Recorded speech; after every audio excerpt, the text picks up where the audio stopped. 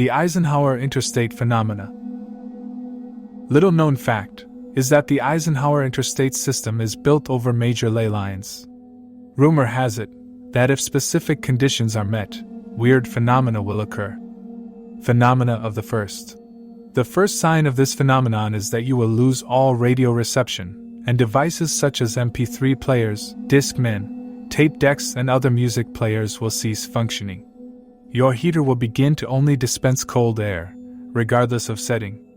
After the first mile of this, you will notice a fog growing at the edges of the road, and you will see no exits, regardless of whether they were supposed to be there. If you continue on, you will begin to see the occasional pedestrian. Some of them will gesture that they would like to hitch a ride.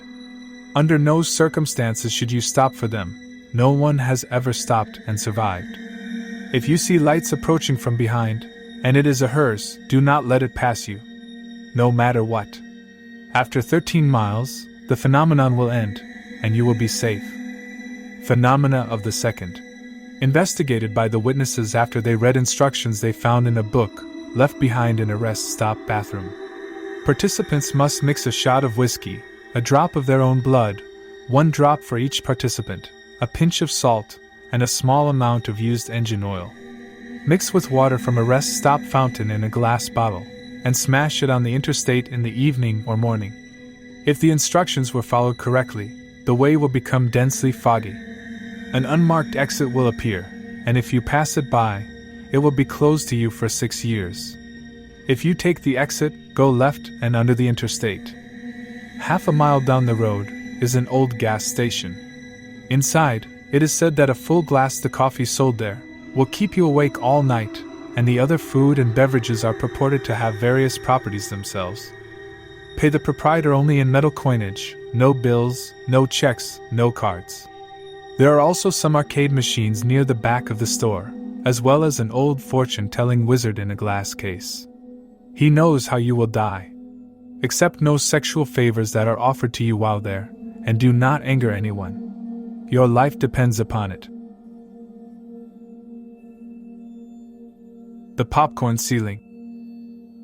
After my parents' divorce, and for too many years after, my twin sister Ginny would wake me up unexpectedly in the middle of the night. Her demeanor would always be frightened and scared when she did. It always reminded me of when we were kids and she would escape to my room, away from our drunken and abusive mother. Ginny would just sit on the floor at the side of my bed and brush at my hand as we stared at each other in a comforting embrace. 5, sometimes 10 minutes would go by until she would start to pull away and I'd know it was over. We would never talk, but we never had to in moments like those. She just needed a place to escape. A September night nearly 4 years ago was different. Ginny was exceptionally frightened and crying inconsolably. For the first time since we were children, I could feel her grasp my hand to wake me. Her grip was cold, damp, and trembling in fear. She was so scared and helpless that I felt equally scared and helpless. This is a common empathy twins share, especially so for Ginny and I. After 20 minutes of comforting her and holding her as tight as I could, I felt her slipping away again. This time she begged and pleaded to stay with me. We would never talk during her escapes, but this night was different. As I lunged and jumped to keep her from floating away, I lost my ability to feel and touch her. She floated up onto the popcorn ceiling and was dragged across harsh surface until she melted into the sheet rock and out of sight. The vision of her petrified face and desperately extended left hand will forever be seared into my memory. Her husband must have been exceptionally rough that night 4 years ago, much like my mother often was when Ginny was a child. When I watched her fade away, I knew I would never see her again. For some reason I just knew. Confirming what I already knew, I received the bad news the next morning about her violent murder and rape at the hands of her husband. Even though I already knew the how and why, the police never could explain the scrape marks and dust on Ginny's back. I guess I could have told them, but what good would it have done anyway? Only a twin could understand. I had not felt the embrace of my sister in nearly 10 years prior to that moment. For whatever reason, I was able to feel her again for one last time, to be with her when she needed me most, like I always was when we were children. It never mattered that we were always 1,000 miles apart. Where bad kids go. I must have been 6 or 7 when I lived in Lebanon. The country was ravaged by war at the time, and murders were common and frequent. I remember during a particularly vicious era, when the bombings rarely stopped, I would stay at home sitting in front of my television watching a very, very strange show. It was a kids' show that lasted about 30 minutes and contained strange and sinister images. To this day, I believe it was a thinly veiled attempt on the part of the media to use scare tactics to keep kids in place, because the moral of every episode revolved around very uptight ideologies. Stuff like, bad kids stay up late, bad kids have their hands under the covers when they sleep, and bad kids steal food from the fridge at night. It was very weird, and in Arabic to top it off. I didn't understand much of it, but for the most part, the images were very graphic and comprehensive. The thing that stuck with me the most, however, was the closing scene. It remained much the same in every episode. The camera would zoom in on an old, rusted, closed door. As it got closer to the door, strange and sometimes even agonizing screams would become more audible. It was extremely frightening, especially for children's programming. Then a text would appear on the screen in Arabic reading, "That's where bad kids go." Eventually, both the image and the sound would fade out, and that would be the end of the episode. About 15 or 16 years later, I became a journalistic photographer. That show had been in my mind all my life, popping up in my thoughts sporadically. Eventually, I'd had enough, and decided to do some research. I finally managed to uncover the location of the studio where much of that channel's programming had been recorded. Upon further research and eventually traveling on site, I found out it was now desolate and had been abandoned after the big war ended.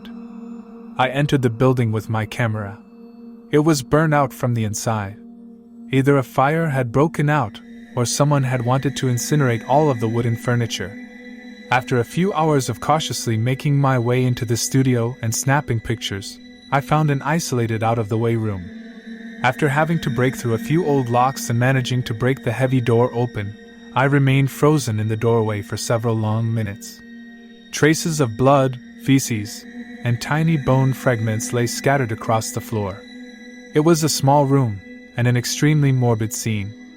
What truly frightened me, though, what made me turn away and never want to come back, was the bolted, caged microphone hanging from the roof in the middle of the room. I told you to smile. It was the 2nd of January, 2:04 a.m. I woke up to a knocking on the door. One knock every 3 seconds. I slipped on my slippers and walked down the stairs. As I walked down, the knocking on the door got faster, almost like a heartbeat. When I got to the door, the knocking stopped.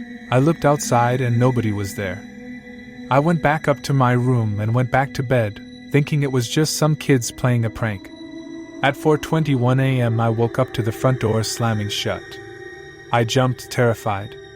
I looked over at my frosted window to find "Smile" written all over it in the frost.